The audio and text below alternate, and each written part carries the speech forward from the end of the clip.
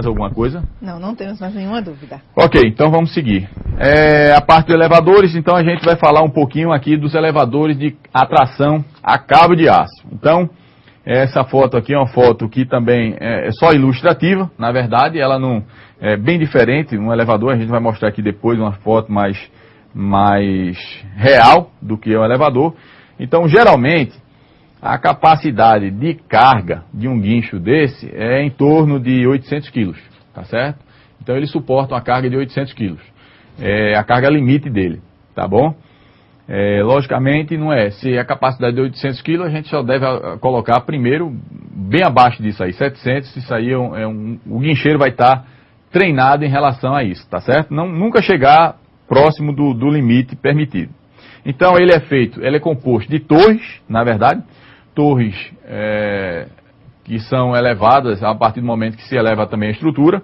Ele pode ser colocado na parte posterior da obra ou na parte interna da obra, no posto elevador, onde vai ficar o posto definitivo.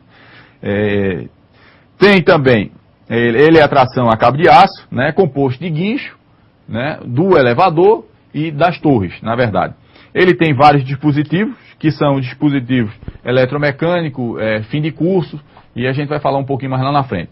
Nessa parte aqui a gente tem, né, o guincho, a parte de guincho, né, que existe tanto na parte de elevador de carga quanto de pessoas. Tem alguma pergunta, Tatiana? Não. Nenhuma dúvida. Aqui a parte das portas, né, que também vai ser considerada como barreiras, né, cancelas, na verdade portas, mas são consideradas como cancelas. Cancelas externas e uma cancela interna. Também nas portas vai ter dispositivo que vai barrar a corrente desse tipo de equipamento, tá certo? Aqui está uma foto mais ou menos, né? A gente tem aqui uma parte, um desenho ilustrativo e a gente consegue visualizar o que é na verdade aqui o real que acontece na obra, tá certo? Isso aqui é um elevador de passageiro. Por quê?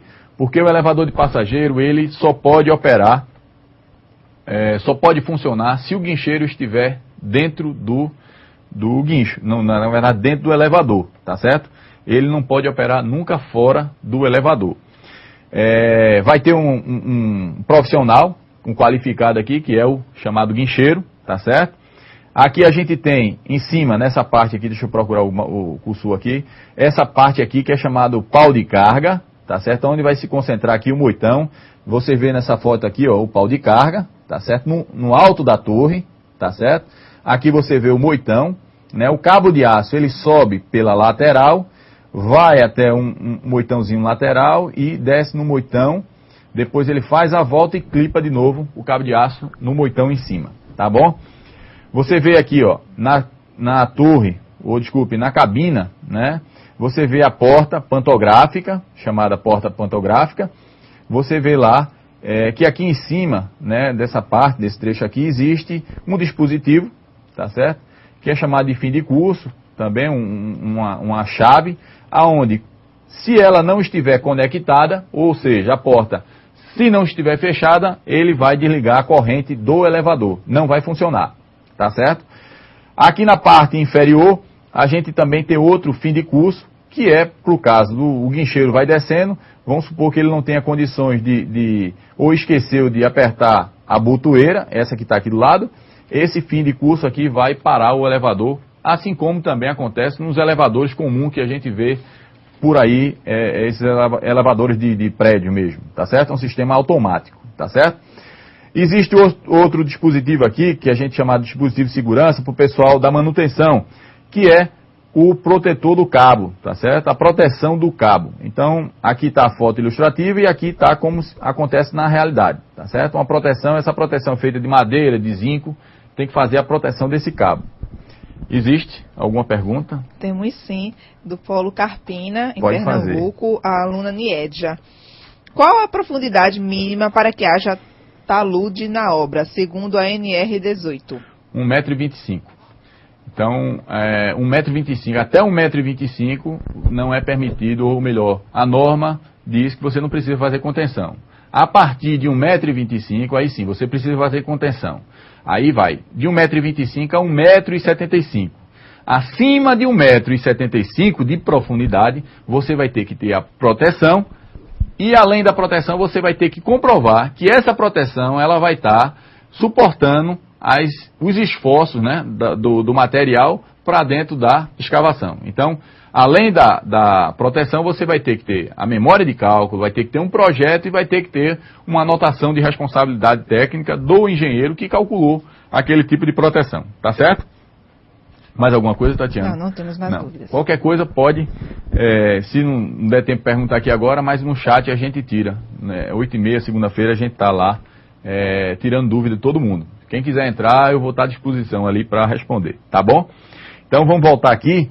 Aqui a gente tem, né, a parte da cancela, que a cancela é a porta externa. Isso aqui vai acompanhar em todos os andares, né? Isso aqui é uma figura ilustrativa, né? Aí, outro dispositivo de segurança que a gente tem aqui é o freio manual. Esse freio, o guincheiro, ele vai ter que operar esse equipamento com a mão nesse freio. Então, se ocorrer, vinha um cabo torar, alguma coisa, ele tem um dispositivo que é um freio, que é chamado de freio cunha. Então, esse freio vai pressionar dois cabos laterais, tá certo? Que ele vai realmente fazer uma cunha nesse cabo e vai tentar frear o elevador, caso ele perceba, né, que aconteceu algum sinistro, um cabo torou, então ele vai automaticamente frear a cabina e vai parar, logicamente, a cabina de fazer o movimento vertical, tá certo? Logicamente, a gente tem que passar aqui, eu não vou conseguir falar tudo, né, num curto espaço de tempo que a gente tem aqui, até mesmo porque a gente tem outras coisas para ver, mas me coloca à disposição aí para qualquer pessoa, qualquer dúvida, a gente retirar lá no fórum, tá bom?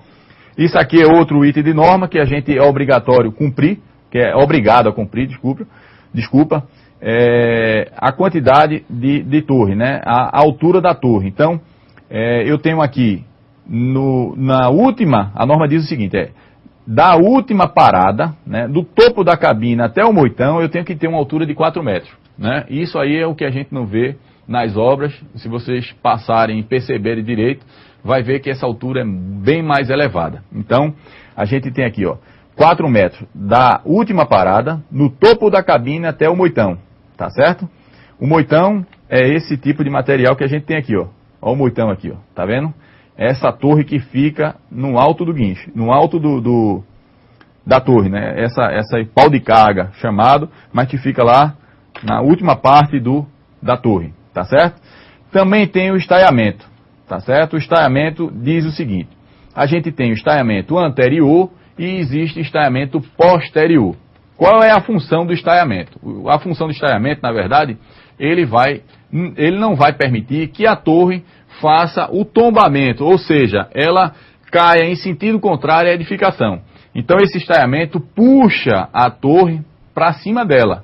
Na verdade, é uma estrutura em concreto puxando toda a torre para cima da edificação, tá certo? A gente vê aqui uma figura lateral, aonde você vê essa distância agora, pela nova resolução do IT 18.14, ela vai modificar, isso aqui vai ter uma distância máxima de 60 centímetros, tá certo? Que hoje não tem essa distância mínima, distância máxima de 60 centímetros.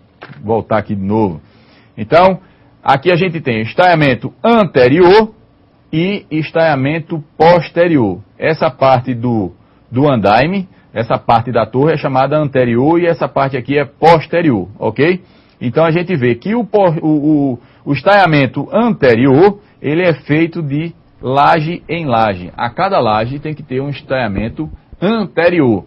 E a cada 6 metros existe um estaiamento posterior. Então, estaiamento anterior em cada laje e estaiamento posterior, no máximo, deve chegar a 6 metros. A gente vê aqui a distância aqui, entre um e outro de 6 metros. Desse aqui para esse aqui, estaiamento 6 metros. Tá certo? Então, visto aqui a parte de estaiamento, a gente chega aqui também até mostrar aqui como é feito o estaiamento, né? E o material, o esticador, que é para tracionar o cabo de aço, na verdade. Esse estaiamento aqui é feito com cabo de aço, tá certo, pessoal? Que a gente também daqui a pouco vai ver a parte de cabo de aço também, a fixação com cabo de aço.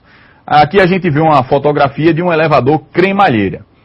Qual a diferença entre o elevador de cremalheira para o elevador com a tração a cabo de aço?